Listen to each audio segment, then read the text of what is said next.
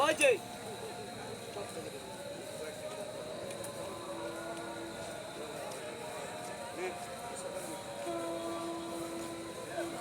এই খেলাতে 50 তুলবে